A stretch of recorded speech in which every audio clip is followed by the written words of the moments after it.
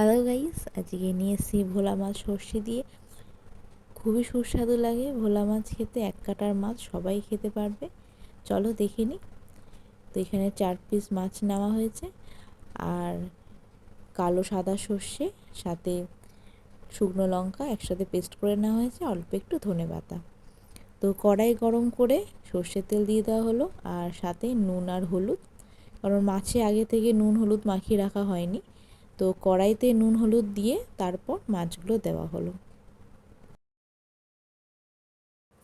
তো মাছটা ভালো করে ভেজে নিতে হবে। দেখতে পাচ্ছ মাছ ভাজা কমপ্লিট। তো বন্ধুরা, আমার চ্যানেল এখনও যারা সাবস্ক্রাইব করনি তারা প্লিজ সাবস্ক্রাইব করে দিও, পাশে থাকা বেল আইকনটা অবশ্যই ক্লিক করো।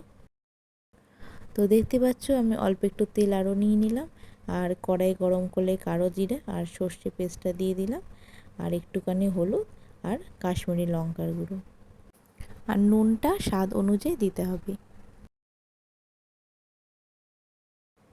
তো আমার এটা মশলাটা কষে গেছে, এর মধ্যে জল দিয়ে দিলাম। জলটা ফুটে উঠলে এরপর মাছগুলো এর মধ্যে দিয়ে দেবো।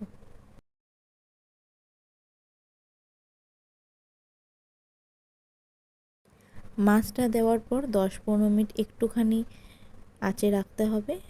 তো দেখতেই পাচ্ছ সর্ষে দিয়ে ভোলা মাছ একদম রেডি। উপরে একটুখানি ধনেপাতা ছড়িয়ে দিলাম। তো কেমন লাগলো আমাকে অবশ্যই কমেন্ট করে জানাবে, আর ভালো লাগলে চ্যানেলটা সাবস্ক্রাইব করে নেবে।